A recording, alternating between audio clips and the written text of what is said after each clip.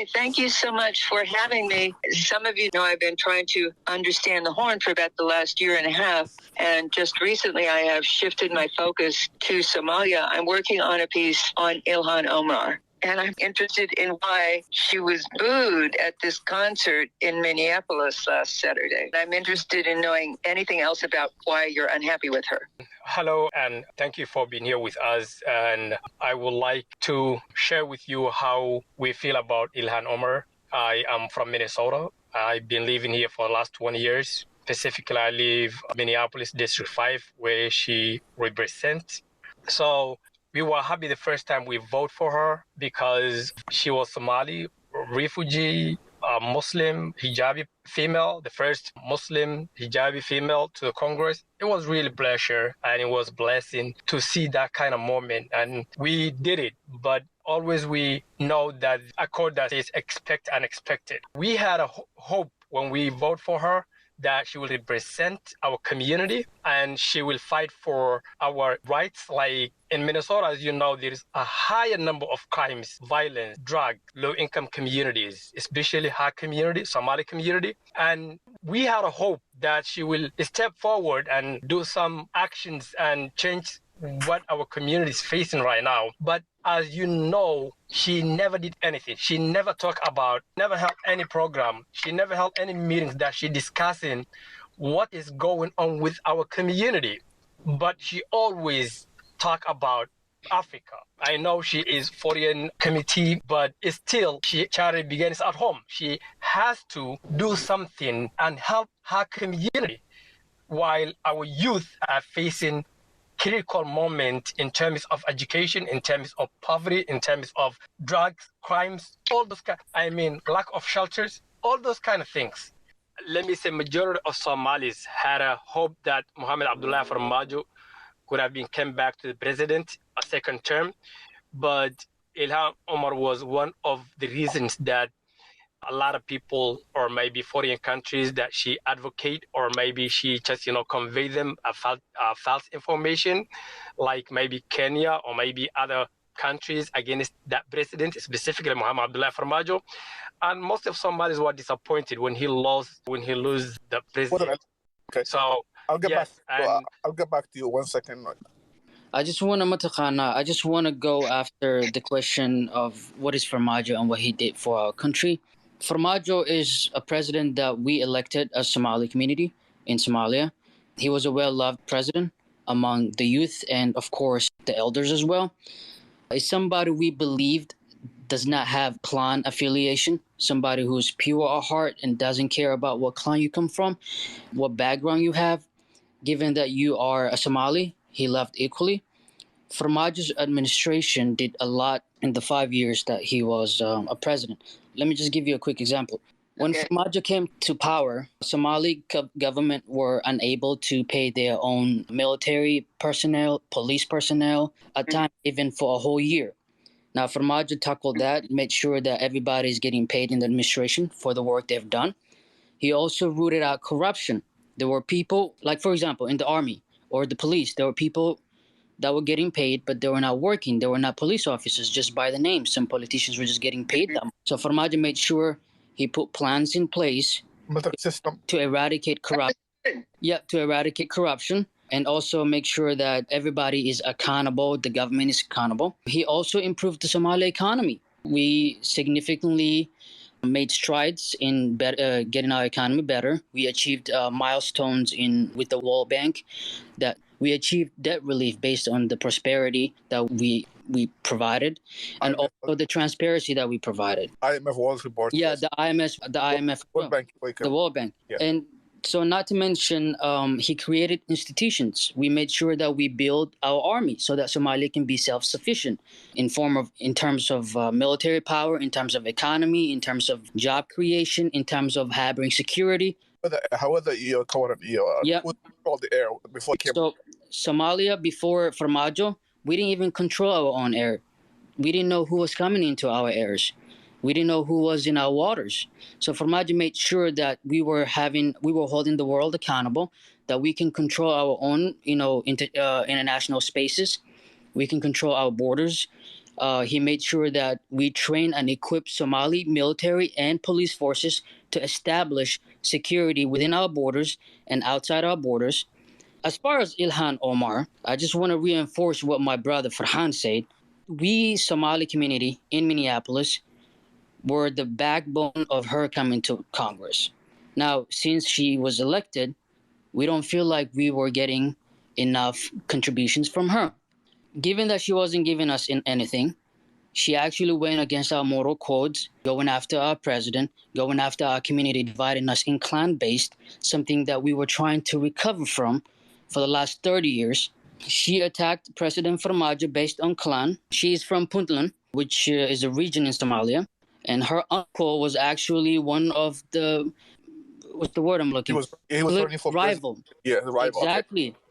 Exactly, political rival. And she was clearly supporting him. It's okay to support a candidate, but it's not okay to support a candidate at the cost of your community by establishing and creating division, creating terrorists, harboring enmity between the Somali community. Not to mention, she voted against the Somali arms embargo, which would have enabled Somali forces to completely eradicate terrorist groups within our country. We are law-abiding citizens. We don't. She voted for or against? She voted against the arms embargo. Somalia was trying to remove arms embargo. That's what he means. To remove. Yeah. Yeah, we wanted Somalia to completely remove the arms embargo so that we can actually get good equipments to fight terrorists. Like, terrorists don't abide by laws. They get their weapons from other countries that harbor terrorists. Well, Somali forces sometimes may be under-equipped to actually fight terrorist groups within our country. If you were to say, why were the people booing? Would you say it was more because of the ways in which she failed her community, or was it more because of her bad policy towards Somalia, or was it about half and half? Both. She failed the Somali community in Minneapolis in many ways. She didn't come true to her, campaign promises. Jobs within within her district is not great. Not to mention, economically, Somalis within her districts are in a great disadvantage. Not to mention the drugs killing Minneapolis Somali boys and girls. It wasn't long ago when I was watching a Facebook post where a Somali kid was literally almost in a coma and having seizures because of drugs. Her foreign policy towards Somalia and the Horn in general. She was actually one of the great supporters of a big terrorist group known as TPLF, dismantling and disrupting the peace in the Horn of Africa. She was against the Horn of Africa coming together, different communities, different countries, and moving forward as one force. She was one of the big proponents of dividing the tri-parties between Somalia, Eritrea, and Ethiopia, which was an agreement between the three countries that enabled us to have actually peace within our communities, and also improve economy, also improve security, also improve transportations and people mixing and mingling together. But she successfully tried to eradicate that and bring about puppet government to be controlled by powers, to be used as a tool to disrupt the ongoing process of rebuilding in Somalia. Not to mention the coup that took place within our government. People wanted 99%, I'll say 80% of Somali community wanted Farmajo to come back and complete his vision he started. He brought about new hope for the Somali youth. Everybody was getting engaged. We were he created patriotism, successfully started trying to eradicate tribalism within our communities.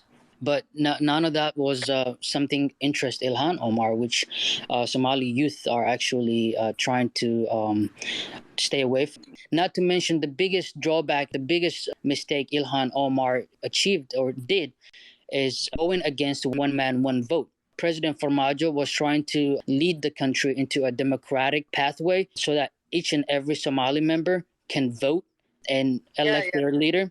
No, Ilhan wasn't having that. She was actually for clan-based voting process where Somali minorities are not represented, which they are not represented by vote economically or anything. So what she was doing is in Somalia is to promote, and I don't think any American will go against one man, one vote. Would you? Oh, no, certainly not. She in Minnesota is not open to everybody, specifically those elected her. I mean, she always respect and welcome to her office, specifically based on client or maybe based on friendship or maybe a specific relationship, but she is not helping. Her office is not open or helping the community based on their needs. She never addressed any kind of problem that the community needs. Specifically, if I emphasize that the community who elected her and brought her to Congress, I think they really need help in any sectors, in basic lives, in education way, in shelters. The youth, federal government has a lot of budgets when it comes to the communities. Maybe there's a variety of programs to enhance the community or to provide maybe service that the kids or maybe the youth or maybe the family needs. She never addressed all those kind of things. For example, Minneapolis Mayor J.K. Ray, he's not Somali community, but he knows what the community needs, and he is always trying to listen and address what they need. If they need more security forces like police, he is there to provide more security forces. If he's trying to help maybe some specific community, he is standing by them shoulder by shoulder. But Ilhan Omar, if you go to her office, maybe the question they ask you is which side of the city you came from, or maybe they indirectly they will ask you which clan are you, so that we can let you in her office so that we can help you.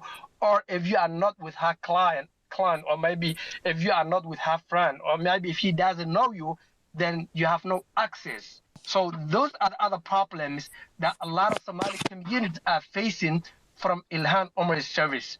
And Okay. I think we will answer your point. I got a lot of people. I have 75 Okay. people. 75. Can I have a question? Were any at the concert? Can I get a sense of how many people were at the concert where she got food? I don't know how many here are from Minneapolis. A lot of people are here because I put the tweet out earlier about Ilhan. So I got 6,000, close to 7,000 followers. 6,000. Okay. So I got a lot of followers. And anybody there that night, please raise your hand. I can bring up 8 people at the top. I'm going to have to remove people down. But the 2 people that just spoke, do consider them the people that involved the youth, so they can speak on behalf of them. So I can stand the feeling. Okay. Especially Mr. Ali, he's about 20s, so I'm giving you a youth perspective so that way you understand. Okay. And because we're taking off in this story I'm writing, we're taking off with the booing. I'm just wondering, is there anybody here who was at the concert? Could anybody who was at the concert speak up? I have a couple of people raising their hands. I got 1 person, 2, 3 people. Let me bring them up. Farhiya trying to ambassador Farhiya gacantu taaganta. Farhiya, go ahead. Sorry, I don't think you will like what I'm gonna say. 1 second. So don't listen. She probably said something bad on Ilhan, so we're not gonna use a bad language here, No, that's okay. I mean, I don't care about bad language, but was she going to say something good about Ilhan Omar that she didn't think I would? No, she probably see something bad. I can bring it back, but okay. I don't care if she curses. I don't care if she curses, but if somebody else cares, then maybe you should control it. Yo, Professor, أنا جوك concertك سمعنا. Yeah, we got Hussein. Go ahead. Go Hussein. Okay. We thought somebody was there. Tell us about the situation, what happened, and how it started. 10 minutes, boo. Yeah, the situation was, I think, in the Somali community, the whole Minneapolis area, I think we don't like her policy in Minneapolis and outside, and also her policy in East Africa, especially in Somalia. So that's why most of youth were booing her. But did it really go on for 10 minutes? Yeah, it get like good like half an 15 minutes, I'll say, not half an hour. Wait a minute. She just stood there getting booed for 15 minutes to half an hour? Yeah, pretty much the whole time. People were pulling her and using all kind of like slang language. Okay, this is the whole time. She was presenting the singer with some kind of award, right? Yeah, especially, like her, like, let's say, most of the community, they think she's a corrupted politician. So that's why people were booing her. How did it start? Yeah, Did she walk to the stage? Can you walk to us how it happened? Give us a picture. Yeah. As soon she stood there, I was hearing people yelling, like saying, "Go, Ilhan Omar! We don't need you here," stuff like that, and like, yeah, you're very corrupted. Like people saying like bad words. I can say it right here. Oh no, it's okay. I heard the bad words. It was in the video. Especially, and she's. What happened? Did she finally get to present the award? The video was only about a minute long, but you say it went on for 10 minutes, half an hour. Yeah, the video, the whole time she was like speaking, people were pulling her. So I was I was not closer to her, so I was hearing like people getting loud and shouting mostly.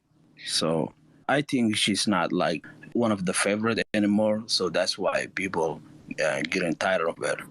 And I'm going to give it to you after that. I have one of the community leaders and also a medical doctor, Minneapolis, physician who worked for emergency. He works with the community, well-known, respected Dr. Hussein is a physician, and he's a medical doctor, and he deal with a lot of issue in Minneapolis for more than 20 years. So I just want you to have because I want you to have a different perspective, not the youth, but also professional doctors and lawyers. So sure, go ahead, Dr. Hussein. Before Hussein, can I say my opinion? You were there. Sure. Were you there in also? Can you hear me? Hello, what's up, man? Go ahead, Anigel. Go ahead. Give us Ilhan Omar foreign policy. What do you think? Yeah, I know. I just want to know first this lady Ann Garrison, if she's from the State Department or she's from no, the journalist. No. He came late, so can you please go back one more time, read the biography, give us everyone 5 minutes? Okay. I'm not even remotely from the State Department. I've been very critical all my life of U.S. foreign policy, which is more about war than anything else. I'm writing a piece about Ilhan Omar for the Gray Zone. It is one of the more prominent progressive publications. To my mind, it's the one I feel the most editorial compatibility with. One of the two, the other is Black Agenda Report. I was actually in Ethiopia for about 8 weeks and 1 week in Eritrea. And if I go back, I'd like to be able to go to Somalia.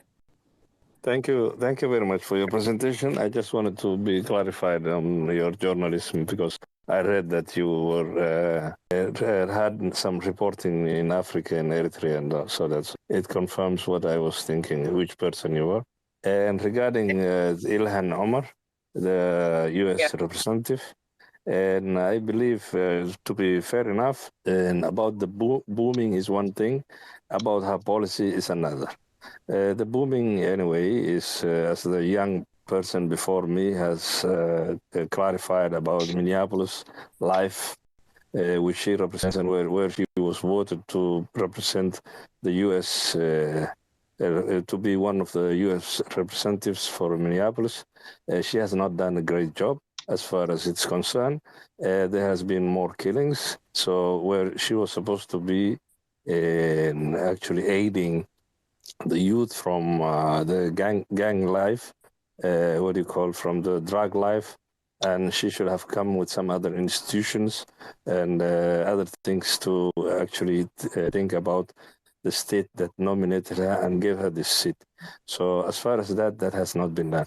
But as far as Somalia, so it's another page, because this representative is really young, and by the time she left Somalia, she left at a very young age, and she could be also a victim of the drama of the war, the civil war in that period. And beside that, she has lived in one of the refugee camps, which is a horrific area, and the life is really not where a human being can live in one of these camps. And she has been in one of these camps with 7 syllables. That means she has 7 sisters and brothers, and her father and mother. Her father has been one of the colonels, military colonels in Somalia, actually, he was a part of the Somali military. And she could be having a syndrome of the civil war, and that could cause her thinking could be, even though she has a bachelor in political science and has also studied foreign affairs in Minneapolis State, it is still that she hasn't got the whole picture of how Somalia has been. But because when you have left at a very young age, which actually you didn't know how the country was run or how a country has been, it's very hard to follow only if you have this 30 years. So you have a gap that you're missing. So you need to go back and do to look at the history of how this Somalia has been governed. Thanks for the background. What do you think her envy against Brother Farmaji came from? Yeah, her envy from Majo came from fact is a lot of ignorance and a lot of counseling that she was given. She was counseled wrongfully, and I think also the U.S. Department itself has a deal in this, because you know why I'm saying this, because the U.S. Department actually should have been with Farmajo and should have looked at this government, which was really very transparent and showing exactly accountability, stability, security, and progress. But nobody has ever looked at this, and they have actually nominated also the UN has nominated one person. What do you call it? Please remind me this guy who's in the UN for Somalia. James Wan. James Swan, which has actually has only promoted a wrong policy towards Somalia, which has been continuously and has been harassing this government, and has much of his time used only to prolong these elections, and has never accepted the one man, one vote. Because if he had accepted, he should have been aiding Farmajo, not going against him. That's one issue. The other thing is, U.S. could see there was progress. They could see that the bombing and everything went down. So I believe Ilham also is involved in what U.S.'s policy towards Somalia. They have also blocked 20 million to aid Farmajo. They have just released it now to this new government, which shows you that they have been blocking progress from Somalia. Had they given this 220 million, Somalia could have progressed much better in U.S. policy. So U.S. policy has been also one of the links that has helped Ilhan to go against Farmajo, and being also aided or misguided, miscounseled what's your relationship towards Somalia. The U.S. Sorry? What's your relationship with Denny? What's Denny, who was running for president. You think it's Denny's relation? I think one of Denny's I have had one of his co-workers or co-partners is married to her sister or something like that. But she has a very I don't go to that small item, but I look at the big picture. The big picture is what she was promoting. It looks like it also U.S. has a deal, has a part of it. U.S. policy also was also against the progress of this government, which was showing stability and progress and accountability.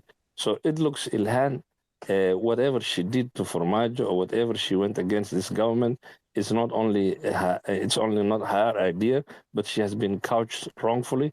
Plus, maybe she could see the policy, because when you are responsible for African policy, you see how you should approach Somalia. So she has a text to follow, and she has a way to follow because the U.S. looks at its interest, and she has sworn to U.S. government to look after U.S. interest, not Somali interest. So she's promoting she's promoting U.S. policy towards Somalia. So going against Formaggio, she's not alone in it. I don't believe she's alone in it. This is my opinion. Are you saying locally you have a big problem with drugs and guns and gang violence in your community? It's every metropolitan. Minneapolis, just like Chicago, it's like a typical metropolitan. It's not really unique to Minneapolis. It's just like, you've been to other big cities. So Yeah. Oh, this is important.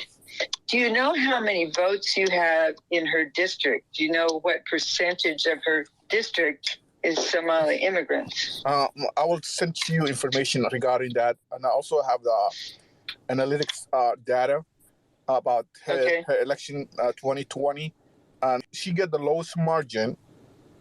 Remember this, yeah? Mm-hmm. Ilhan Omar has the lowest margin any sitting congressman. You mean the lowest margin of victory? Yes, in her district, on the all Democratic Party. Okay, interesting. And I'm talking about compared to Biden. Biden was carried over her district more than 15 points on top of her. So it means I think it was like 52% that she was, and Biden was almost 65 in the same district. Okay. So you can see the difference. 52%. So it's like 15. Yeah, it was like 15% or maybe 20% difference between her and Biden on her district. Mm-hmm. So you see other people that vote for Biden, but they vote someone else when it comes to a congressional district. I see. Okay, and so I'll send you. I have that data. It's really important. I'm going to send you that number. It's very important. In fact, I just did a piece that's going to be published in a couple of days in Counterpunch.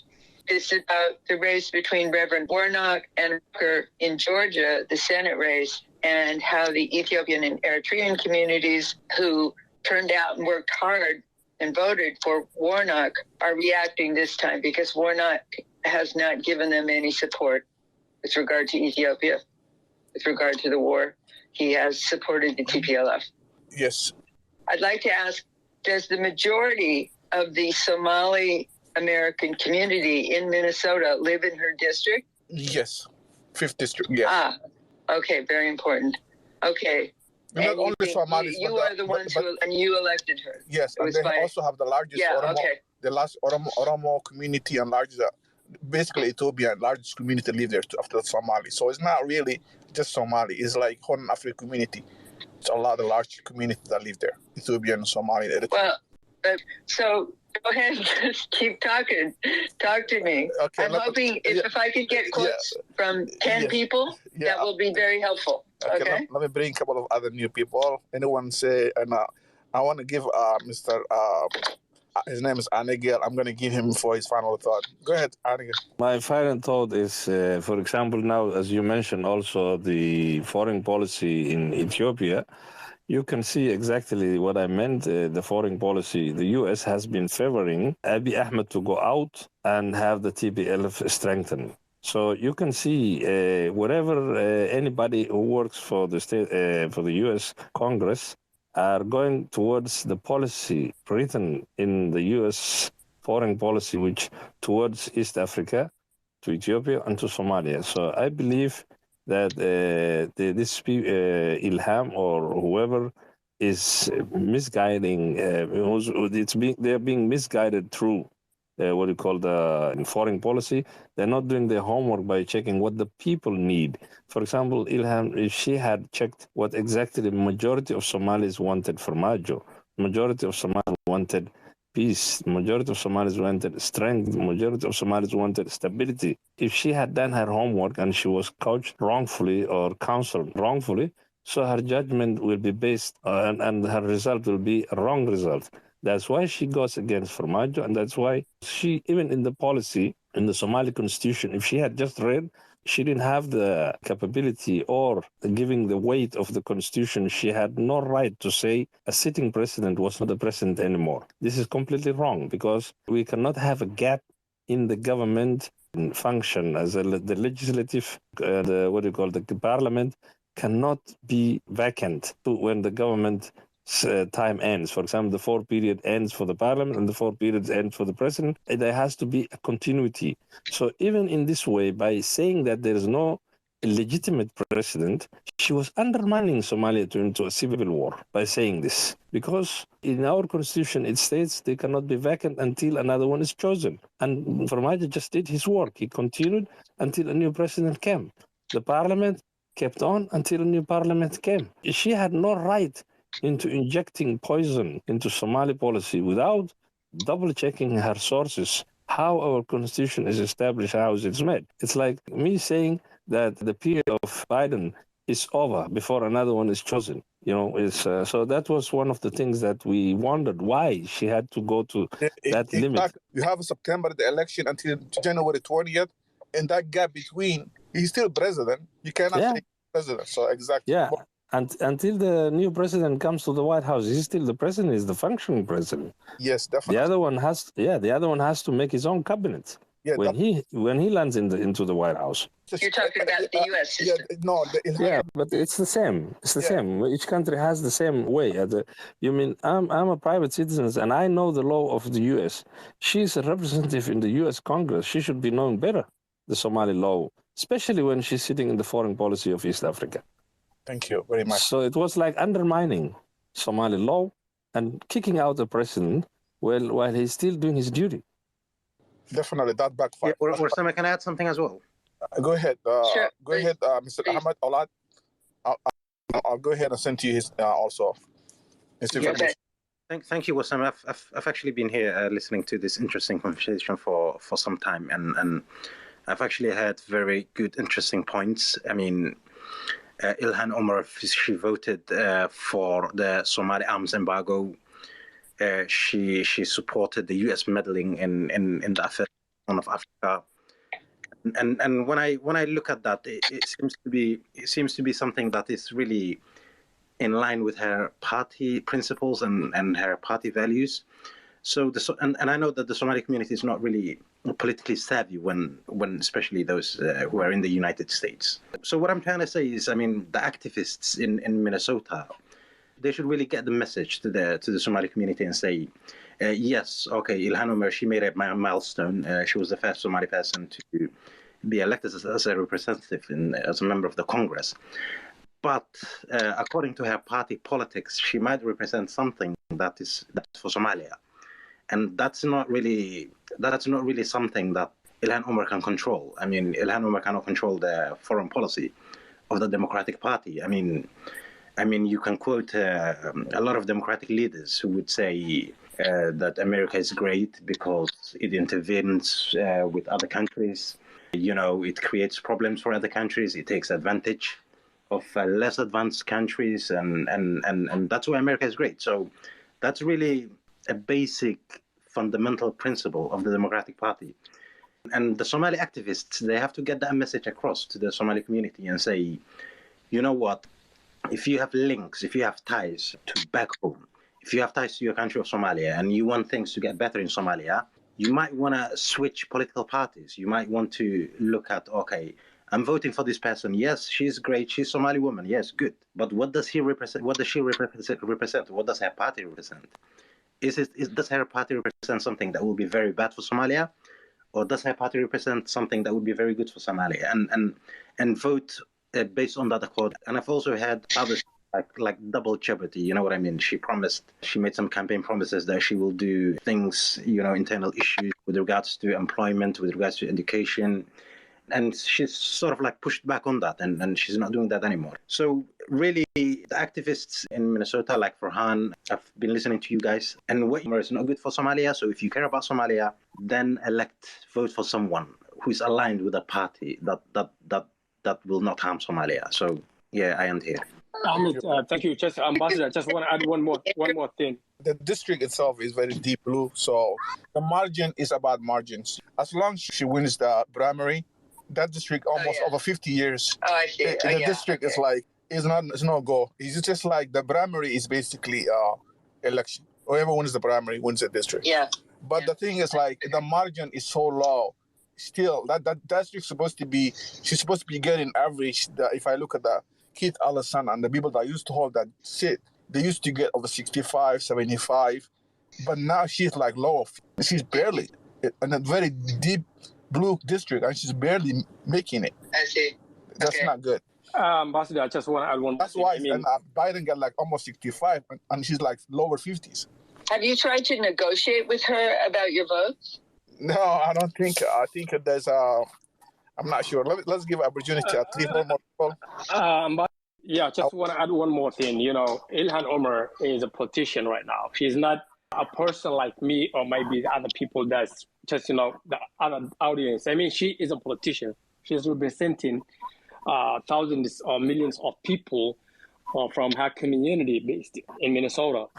So when she is speaking over the media, when she's posting something on her Twitter, on her Facebook page, she has to use a politician terminology, not a word that we will feel like maybe she is attacking a person or maybe someone against her clan, or maybe something that will undermine her reputation being Congresswoman. But the two things that I was expecting her to do or enhance is first to provide good service and care about Somali youth in Minnesota who is facing a lot of problems. And the second thing is she is one of the foreign policy or one of the foreign committee person.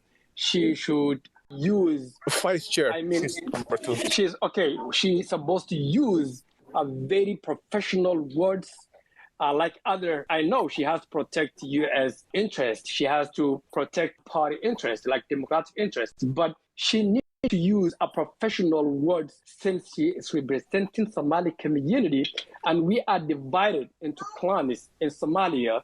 She is supposed to make sure that the people come together. She should say something that make people come together or making them close to each other, not a words or unprofessional words that will start dividing people and let them go back in 1991. You know, whenever she posts something, Somali clan or maybe some other people, Somali people will reinterpret that in different ways, maybe as a tribalism or maybe her clan or something like that. So in my term, my knowledge, when she is posting...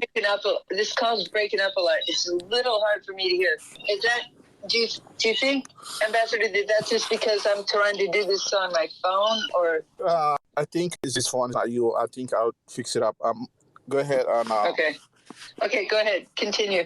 Yeah, actually, I can hear most. I think it's just breaking up some. But go ahead. Go ahead.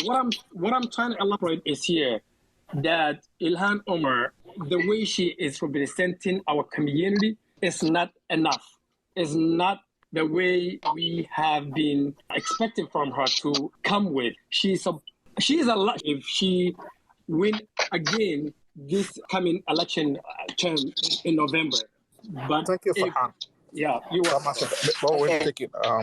I'm gonna go somebody with that.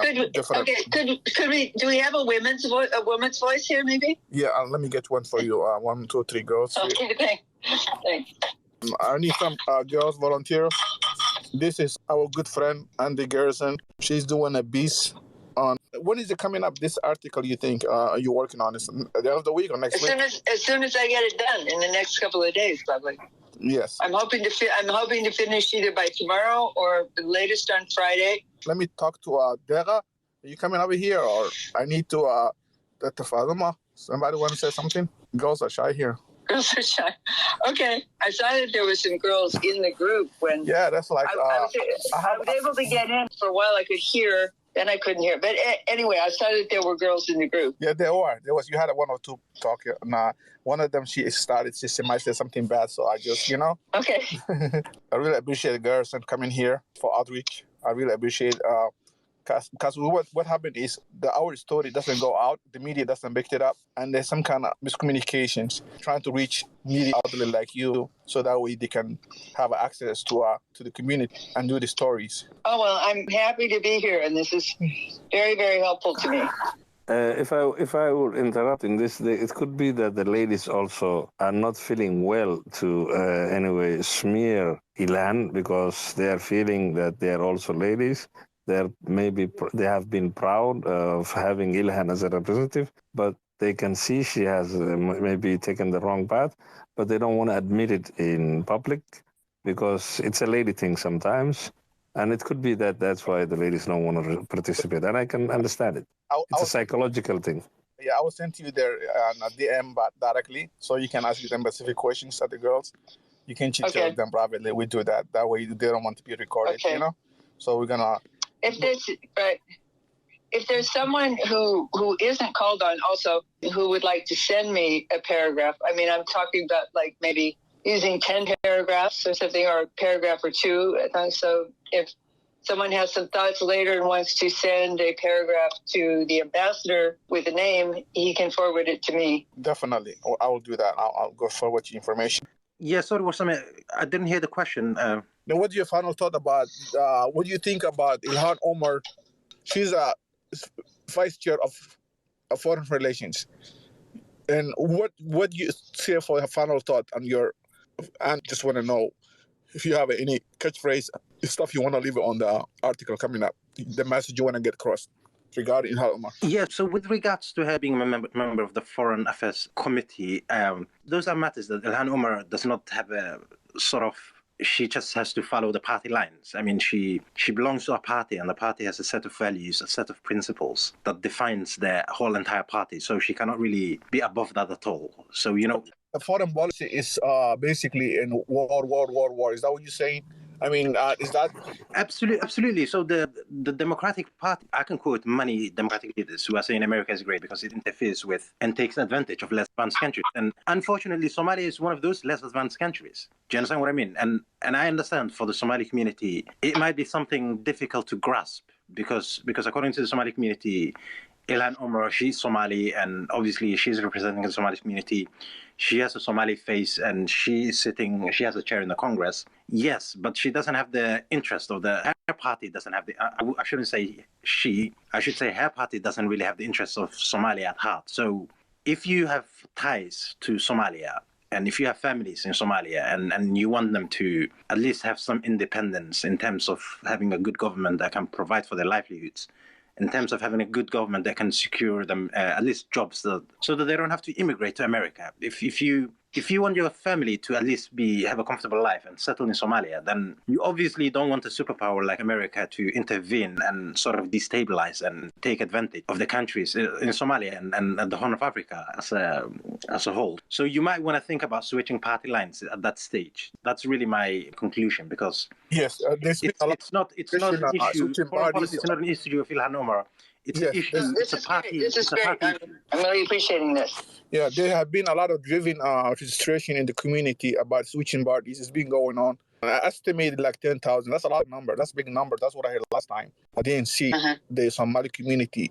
There's a big drive about switching party affiliation.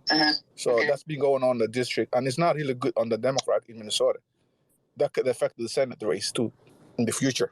Because it's a global state, basically, and also a presidential race, that can make difference when you eliminate metropolitan area, where you have big numbers, and you drop those numbers. It's really something that need to be looked at it, because it's causing a damage to the body. Gotcha. Yeah, I mean, she's causing a harm to the body itself. And that's something that need to be looked at.